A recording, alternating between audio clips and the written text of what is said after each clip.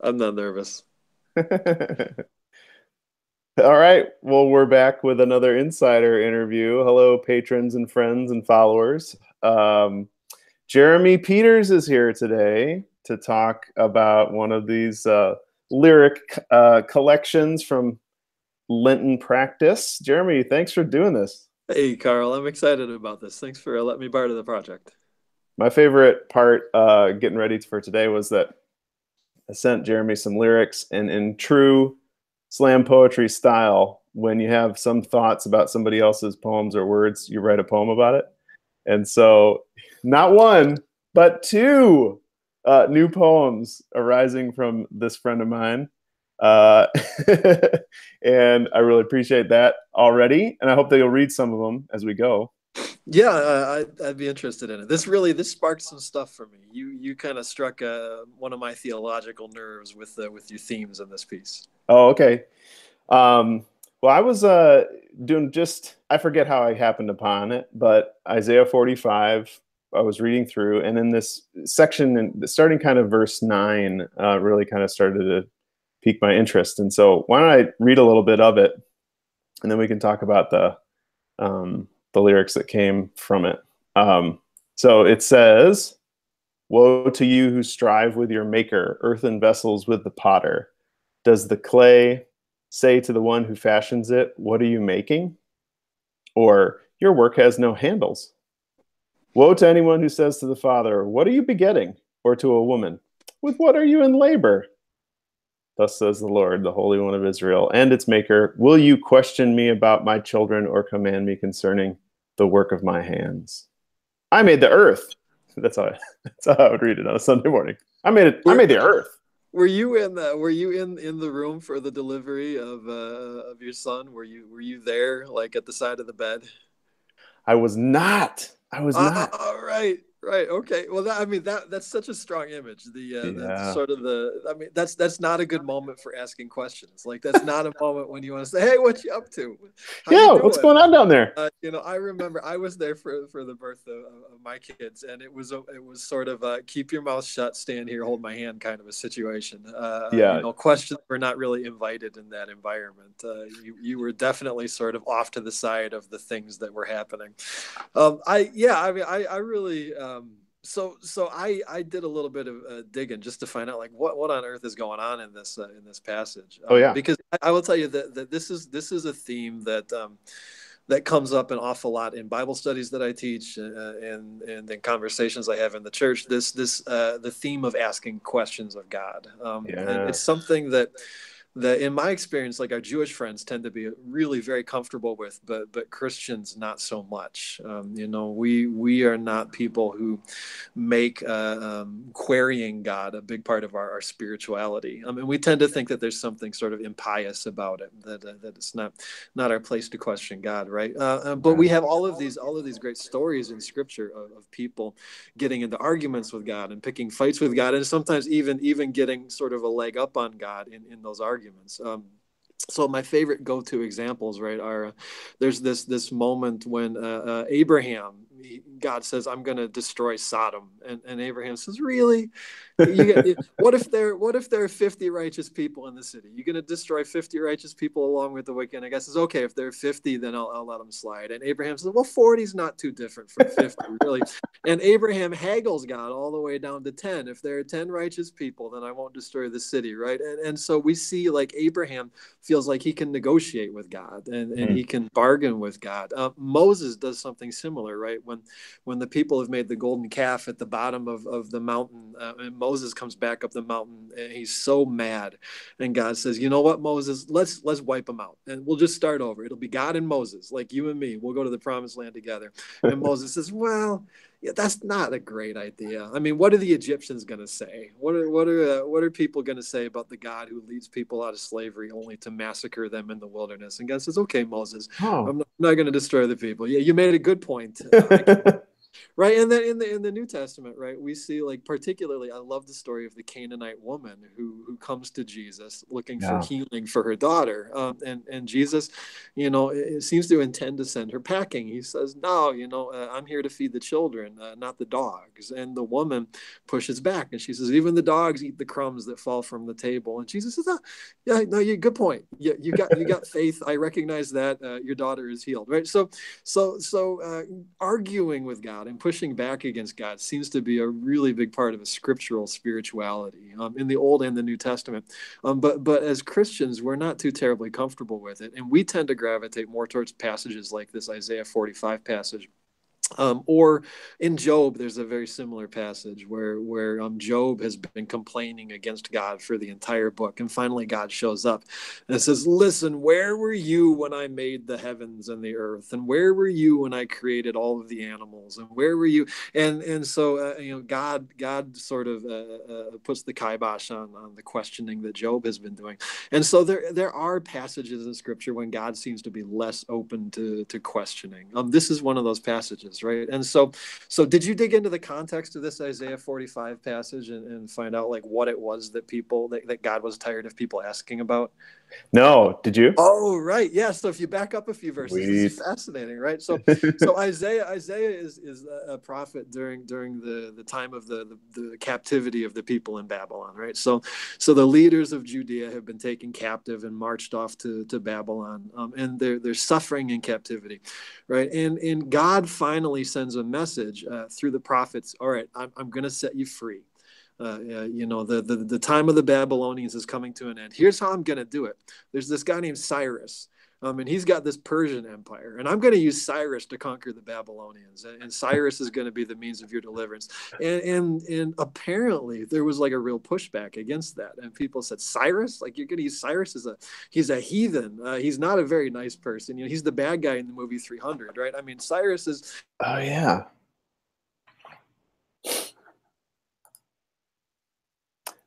Oh dang. I think we lost Jeremy. Cyrus. We'll remember as he comes back on.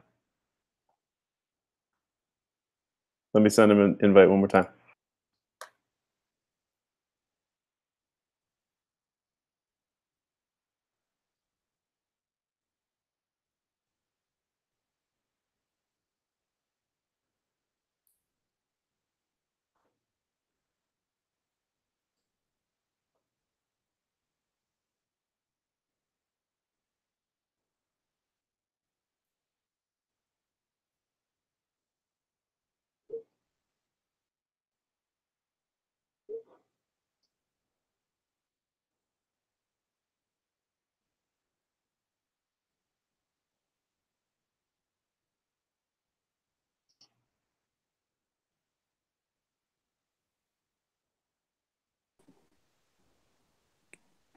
Hey.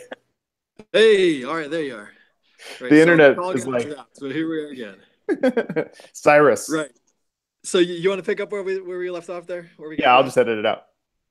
Okay, all right. So apparently, like, the people push back against this idea and say, "No, using Cyrus is a really dumb plan. You need to use somebody better to redeem us." And God got so tired of people asking the prophets questions about Cyrus that eventually this is the message that God gives through Isaiah, which is, stop asking about the vessel that I choose to use. Stop asking about the thing that I'm making on my wheel. Cyrus also is my creation. He's one of my children.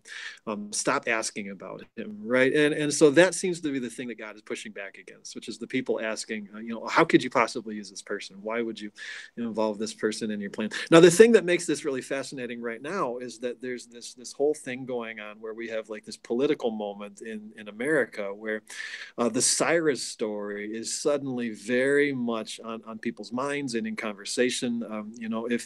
If you ask, those sort of evangelical Christians who are firm supporters of the Trump presidency, how can you support somebody who in so many ways contradicts everything that you say that you value in a leader, in a person, in a follower of Jesus, the answer that you get is, well, Cyrus. He's like Cyrus. He's not a man of God. He's not a godly man, but God uses all kinds of people. And so there's this really sort of interesting moment where the story of Cyrus is being reclaimed in ways that are kind of weird, and I'm not terribly comfortable with, but there it is. Right?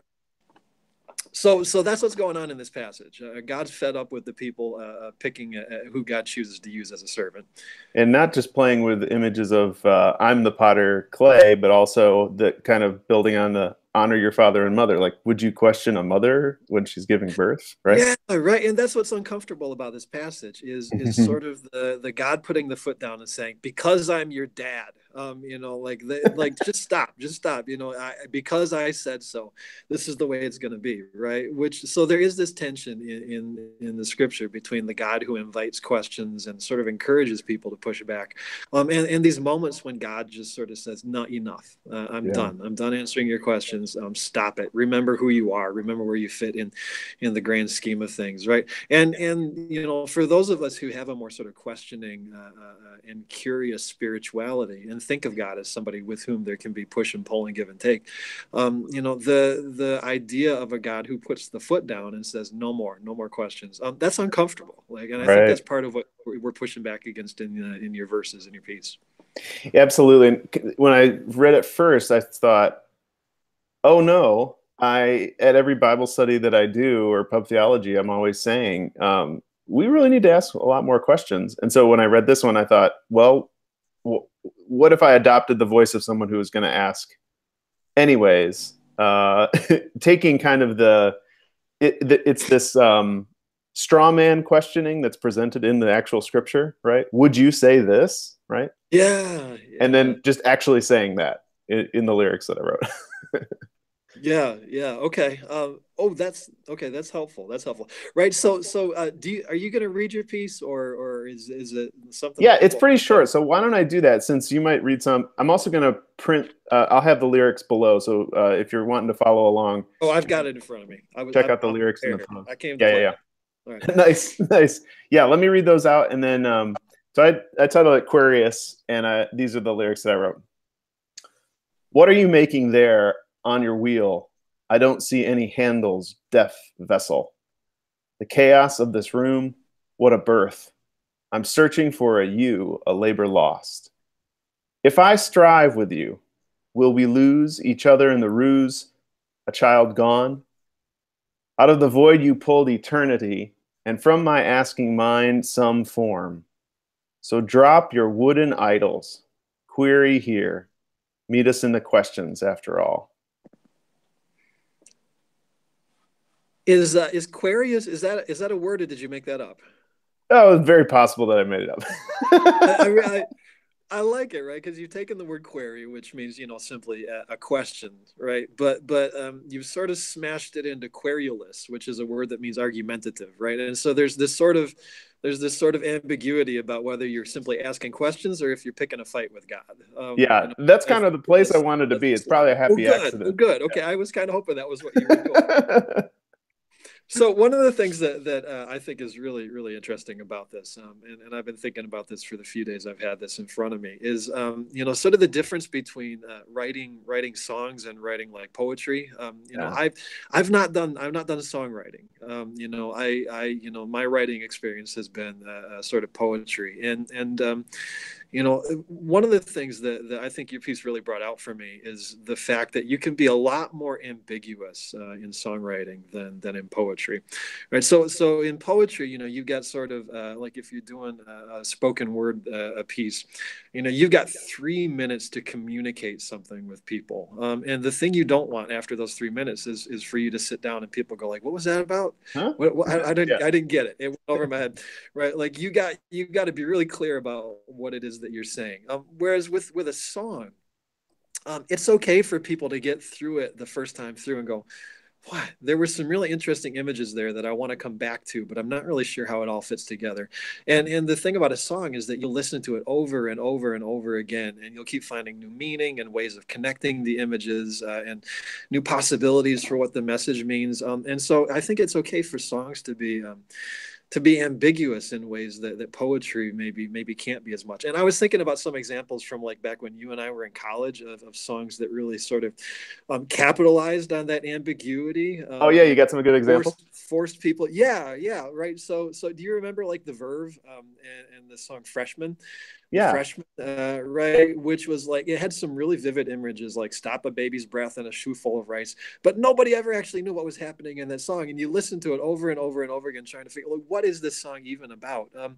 Another one that did that same thing was the Wallflowers and One Headlight. Like, you know, there's Cinderella and there's a car that has one headlight and somebody maybe has died, but you never get the whole story. Jacob Dylan, I absolutely refused in interviews to ever actually say what that song was about. And it grabbed you. You kept listening to it, trying to figure out, you know, what was happening. And then the other one that I thought of, actually probably the first one I thought of when I read this, was Live. You remember Live's first big song that got radio play, Lightning Crashes? Yeah. Right. They worked the placenta into that song. The Right? placenta falls on the floor. And I think it was maybe the birth imagery in your piece that made me think of that song. Right. I mean, like it's really unclear what's actually happening in that song, but you know, it holds up under repeated listening, and you're always kind of going, oh, maybe it's this, maybe it's that. Right. So there was a lot of sort of moments of ambiguity in your piece where I went like, oh, what is he doing here? How does this connect to other things? And I was fascinated by that. I thought it was really interesting. And so when I did my response pieces, I was trying to be a little more ambiguous than I usually am, and sort of leave loose ends and leave things a little bit less tidy and tied up than I usually would in a poem, right? So some of the things that really grabbed me about your piece. I love the chaos of this room. What a birth! Like having been in rooms where births happen, like the room.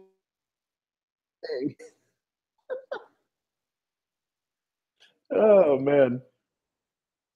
Oh Jeremy. Miss you so. I'll try this again.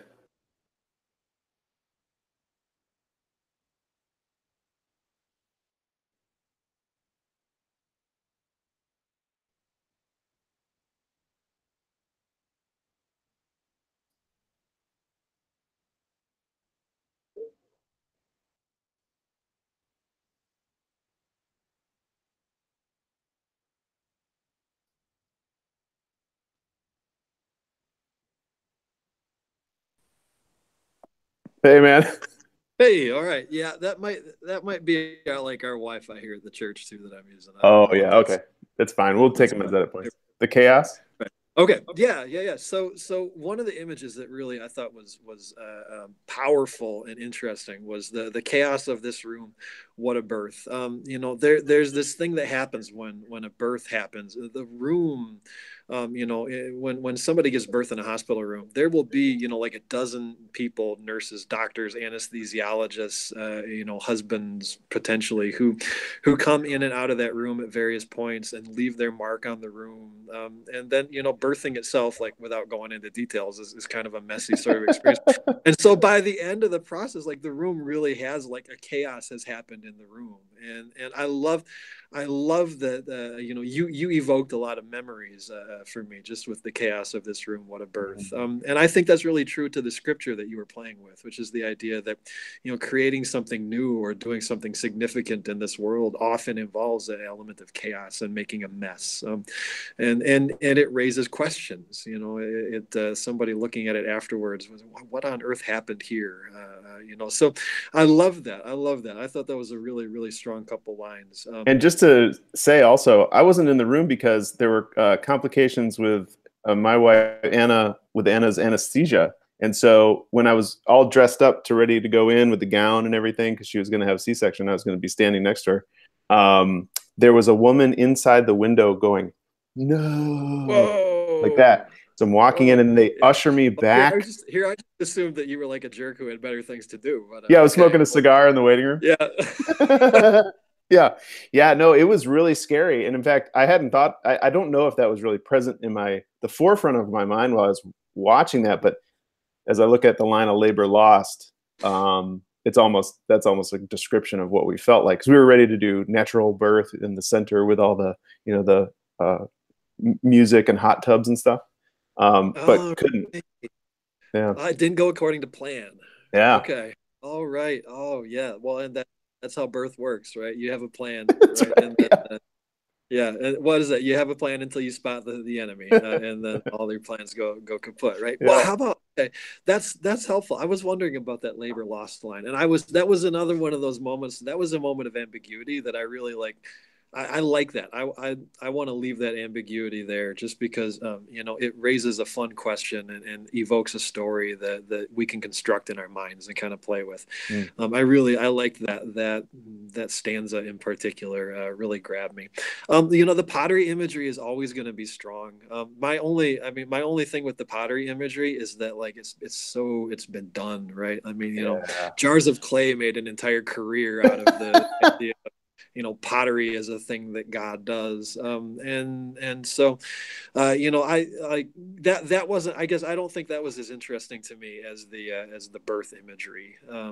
Yeah. And partly just because I think, again, you know, it's there's so many songs in the hymnal about you are the potter, I am the clay, and you know, while you do have a little bit different take on it, and you're not using the same verses that people do, you know, that kind of I need to work more to engage with that. Yeah, And no, I wasn't as geeked about it either. I think you're right. yeah. Yeah. Tell me why you went to from I don't see any handles to Death Vessel. You know, the deafness thing was not what I was expecting after handles, and Oh so yeah. that was an interesting switch. I think it had something to do with um, right just from the get-go, imagining handles on a jar looking like ears. I wondered that was okay. I wondered if that was what you were doing. All right, okay. And then the idea of creating something that doesn't have the power to hear might also be a vessel easier to control and wouldn't ask too much more questions, Hmm. Hmm. right? So it's a mute vessel if it's a deaf vessel. Right, and so this was the ambiguity that I was having some struggles with in this verse was is the deaf vessel the vessel that God is making that we're asking about, or is it the vessel who's asking about the vessel that's being made, right? You Oh know, I yeah. guess I sort of had this it's kind of a, you know, it's a difficult image in the Isaiah passage to sort of pin down exactly what Isaiah is doing there. And so, you know, I kind of have the image of like an already made pot up on the shelf, watching the potter make another pot and going, Oh oh, what are you doing? yeah. I don't see this. This is not working for me. Right. And so, you know, my question was, yeah, like, is it the vessel that's being made that's deaf, or is it the vessel that's asking the questions? Again, that's some interesting ambiguity that I think works for you. You know, I think that's something that brings people back and says, let's listen to this a few more times. The places where I was not grabbed, Yeah. the word eternity like always puts me to sleep. I don't know what that's about, but like I think it's just, you know, I'm a very like I'm concrete, and abstract nouns tend to just sort of make me lose interest. Like in the same way that reading the Book of Discipline sort of makes me fall asleep and lose interest, just because it's so filled with abstract nouns, and you know, it's not incarnational, it's not concrete. So out of the void you pulled eternity is an awful lot of abstractions, all strung together in a row, and It from my is. asking mind some form, right? There's a lot of vagueness and abstraction in that verse without a lot of like image to hang it on. So Yeah, I think you're right. that wasn't as grabby to me. I see what you were doing there, and I think it's actually sort of important to the argument that you're making. But you know, like I wanted something more concrete pulled out of the void than eternity. Like out of the void, you pulled, you know, like an ashtray or something that a, you know, actual potter might make, right? You know, something just a little bit more tangible that I can pin these ideas on. And then one of the really interesting moves that you made was you get to the end of all of this, and then there's suddenly wooden idols, and like we haven't worked with wood at all, right? We've had birth, we've had pottery, and suddenly there are wooden idols, and that kind of felt like it jumped out of the blue, right? So tell me about the wooden idols. Like where does that come from? I was trying to find that too because I this that's the line, because it was the last verse. It was kind of the one that I was remembering. I'm thinking, well, where did that come from? It's I think I just picked it up from other verses, maybe in Isaiah, that might be in 44 or something. And I like the tangibility. Good. I wondered if you had gone back to Isaiah 44 because that was Yeah. going to be the next question. Was like, did you? Because right, so Isaiah 44, there's this long passage where God is sort of through Isaiah down talking basically the pagan idol worshippers and says they make their gods out of clay and they make their gods out of wood and they make their gods out of gold Hmm. and that's not how our relationship works. I make you out of clay. That's how our relationship works. And then that transitions into the conversation about Cyrus and then that leads into the bit about the potter and the handles, right? Yeah. Okay, that was in the context. I just wasn't sure if that was where you pulled it. It flips the kind of direction of the address, though, which might Yeah, confuse it a little bit. it does. There's a voice shift, right? Yep. Because yeah, I wondered about that. I thought, I mean, the best guess I could make was that when we get to that last passage, it's actually God speaking or the potter speaking to the person who's been asking the questions, right? I got that right. Well, I think I was thinking instead of addressing the maker, I was now addressing all these. To be honest, I think I'm addressing the people who aren't asking any questions at all. Oh, Something like okay. that. Oh, well, in that case, the word wooden really does work, right? Because wooden is it's a word that means rote. It means uninteresting and uninterested, right? So Hmm. okay, so that word wooden really works for you there.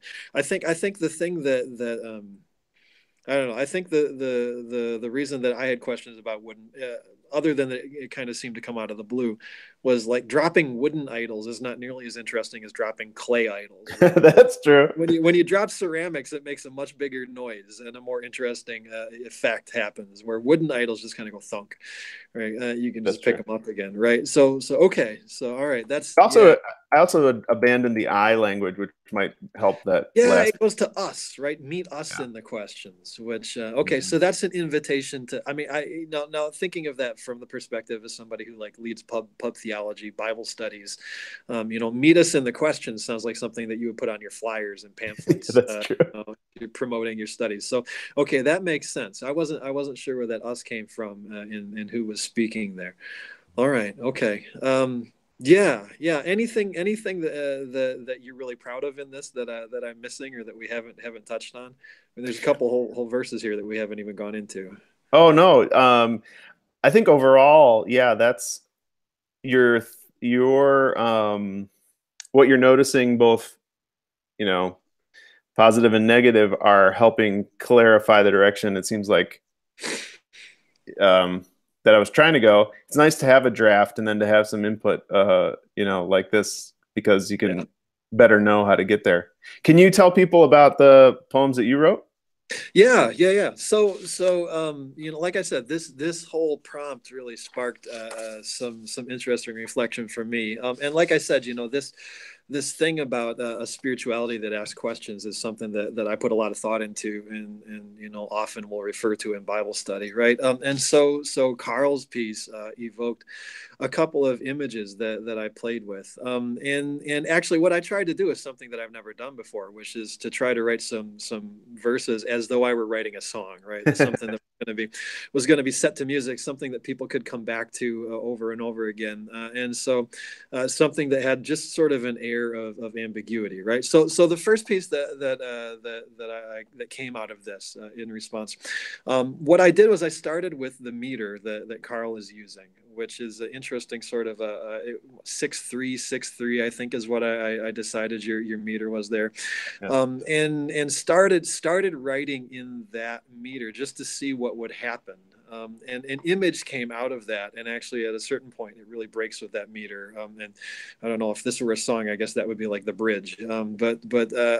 So this is what the first thing that I wrote was, and I'm actually gonna because we're playing with this idea of ambiguity, I'm going to read it and then we'll go back into sort of what the image was behind it that I had in Sure. mind. All right, so here's what I and again, it starts in a very similar place to what yours does, right? So it goes like this: Can I ask a question? Do you mind? Can I take a moment of your time? You seem awful busy at your wheel. I don't like to bother. No big deal. It's just that I was wondering, what are you making? What are you shaping? What will it be? Will it have handles? Is there a plan? Is this for me? The universe is spinning like a wheel inside a wheel, and your fingers are so subtle, and I can almost feel like I can see what you are shaping and the pains that you are taking and the way that you are making something new. But you're so very quiet in your workshop, and the door is not quite open, and I really hate to knock and bother you. So, can I ask a question? Do you mind? Can I take a moment of your time? Maybe I won't bug you. Not today. Maybe I'll just stand here and watch the clay come alive.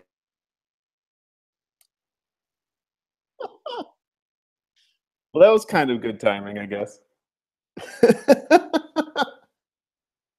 The internet, man, it does not want Jeremy to talk today. Oh, buddy, so funny.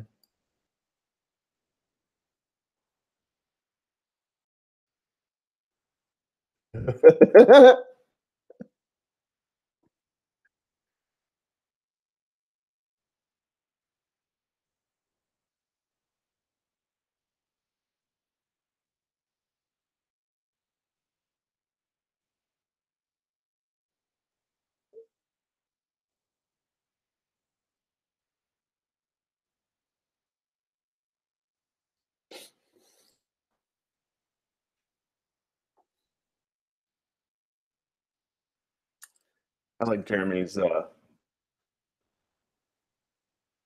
spoken word poet tactics, hanging one word onto the next line,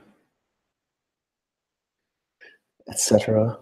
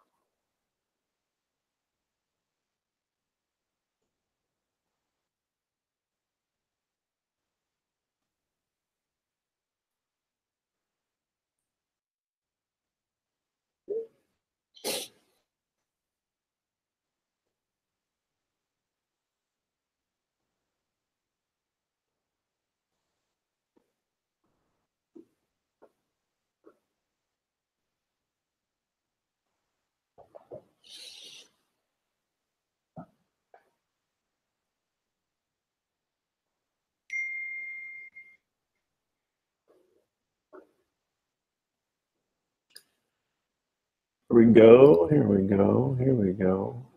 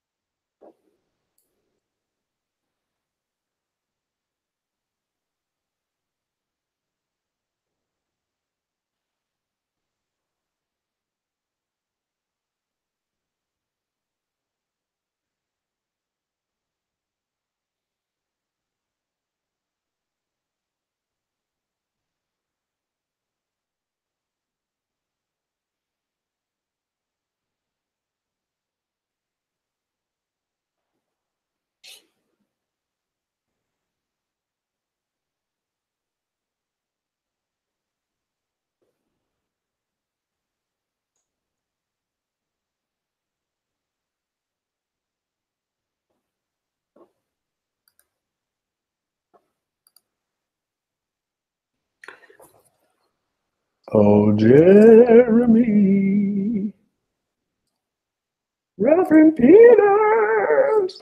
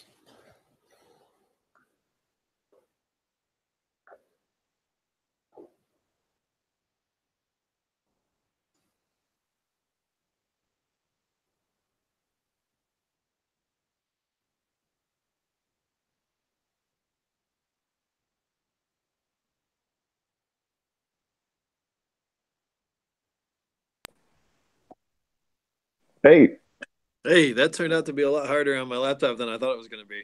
So we're back on my phone, but it's working. we got all Um, the way through the end of that of your verses, so. Good. Yeah, thank God. Right. So at least there's that. Right. Yeah. So okay. So let's kind of pick off right where we left off then. So the one of the things that I was playing with in these response pieces was the role of asking questions in sort of the significant relationships in our lives, and what happens to those relationships when we feel like we're not allowed to ask questions, or when somebody says no more questions. And so I think the image I had when I was finished with this one was sort of the image of maybe a child, maybe again, in my mind it's a girl, I don't know why, but like a daughter, Hmm. standing at the door watching a parent make pottery, watching a mom or a dad in a workshop or in a garage, making something on the wheel. And I think that if you've ever seen children around like pottery as it's being made, it's fascinating. I mean, it's magnetic. They're drawn to it, but it kind of feels like a sort of magic. And so in my mind, there's this image of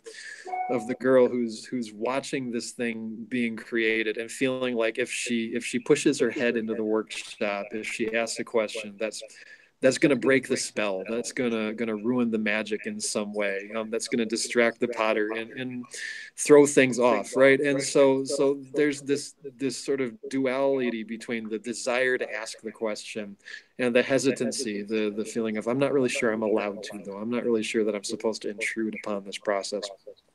That felt to me like it resonated in some way with the tone of the Isaiah passage, which is, God is up to something, and God's kind of busy with it, kids. And if you keep asking God questions, then you might not get out of Babylon ever.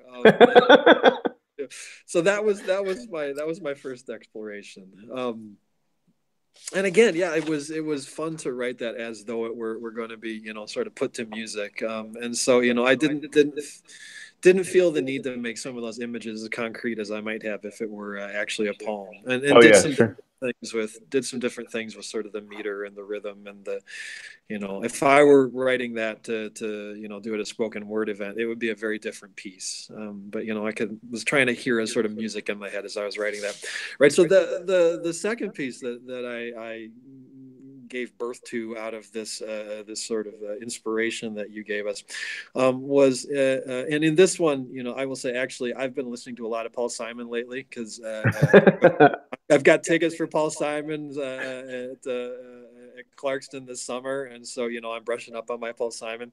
And this one I realized about halfway through I was right. You could sing this to the to America. Oh yeah. All gone, the search for America, right? So that apparently was the music I had in my head as I was writing this. But this is much more about sort of the need for there to be the ability to ask questions in a relationship between two people, all right, between in a couple. There has to be give and take, and there has to be and when you're not allowed to ask questions, when you're not allowed to sort of push back against each other, your relationship is in serious trouble, right? And so that's what I was playing with here. And here's where this has a much freer sort of a meter at the beginning, right? So some days we stand on the mountain up over the valley, and I say to you, I think that would be a mistake. And you say you're right, let's have ice cream, and I say spaghetti. We argue and haggle and dance. It's the give and the take. Some days you say, let's just blow it all up and start over. I say we could, but then what would the neighbors say? Some days you gave me that look when I let the dog under the table. She puts her nose up on your knee and she begs. But then there are days when you're not in the mood, you don't mean to be rude. There's a storm on your face and the lightning is brewing. And I know that a word will be all that you need to explode. You get in the car and you come back with somebody's baby. And I don't ask questions, just raise it like it was my own. You go out to the shed and you sit at the wheel and make pottery. You make jars without handles. I feel like I'm losing my hold. Let's go up on the mountain. Let's blow it all up and start over. Let's go back to the place where we dance and we give and we take. Let's make plans on our napkins and wreck our lives over spaghetti. Let's go back to the days when you let me in on the mistake. Right. And so what I'm doing there is I'm playing with sort of the feeling that I have when I read these words in Isaiah where God says, no more questions. And I don't like that. I want to go back to the relationship that we had before where it was all like arguing on the top of a mountain and, you let me push back against you. And, I feel like you saying no more questions puts the core of our relationship in jeopardy in a really uncomfortable way. Like, I feel like that's you pulling away from me in some way. And so that was, I think couples go through that as well. I think that there's a point at which in a couple sometimes a person just stops trying and shuts down and says, I'm not going to engage with you the way that we used to engage. And as a pastor, sometimes you end up counseling couples where you can see that one person is still working really hard and trying to engage and the other person is just not having any of it. And it's almost impossible to come back from that place, because if you're not willing to try, it's over. If you're not willing to engage,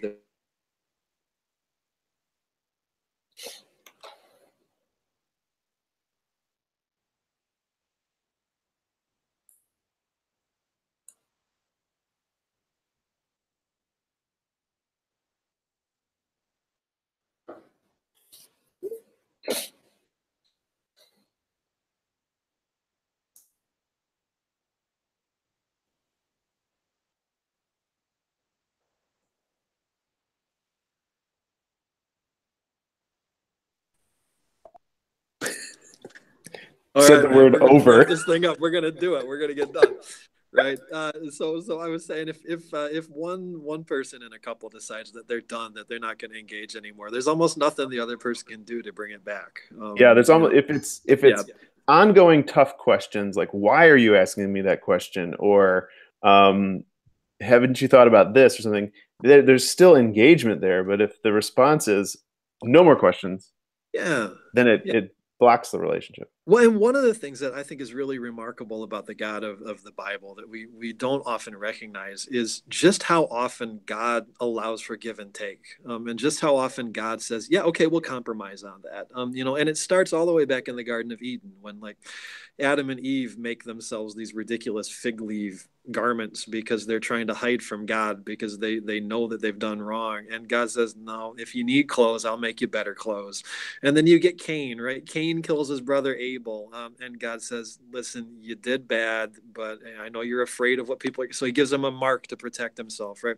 I feel like in some ways the Ark of the Covenant is God's way of conceding to the people, like, okay, you made the golden calf because you need something to look at, like you need something to carry through the wilderness with you to make you feel better. We're not going to do the calf thing, but I'll give you a box, right? You can carry a box, and that'll be your thing, right? So God is constantly saying, okay, you want a king, fine, I'll give you a king. You want to sacrifice animals, I'll give you a building where you can sacrifice animals. God is constantly meeting people halfway, and that's why I think these moments when God says, no, this is going to be my way, and you don't get to ask questions about that, are so difficult. And maybe actually there's something that people like you and me need to learn from those moments, right? I mean, maybe Yeah.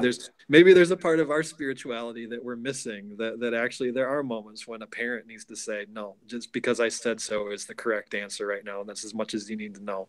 Yeah. Or maybe there are ways in which constantly asking questions, or constantly seeking to engage and push and pull can put pressure on a relationship in ways that aren't healthy, right? So in my moments of humility, I'm willing to say that maybe those people who say you ask too many questions of God have got a point. But It would have been that's a not the different, core of who I am. yeah, yeah. It would have been a different story if the beginning of the disciples' experience with Jesus was, could we first ask you 10 questions before we come and follow you? Yeah, We want to be sure right. about this, right? Yep, Yeah. yep, yeah. This is where I think our evangelical friends have probably got something important for progressive Methodists to hear. Like, no, sometimes it's just God is God, and God's got it right, and a little bit of humility when you approach God wouldn't go amiss, right? Yeah. Fortunately, those times seem to be outnumbered by the rest of the scripture. But maybe the moments like Isaiah 45 are that much more important for their rarity. Jeremy, thanks so much. Where can people find the work that you're doing at the church? Any poetry you got up online? Any other places that people can contact you online?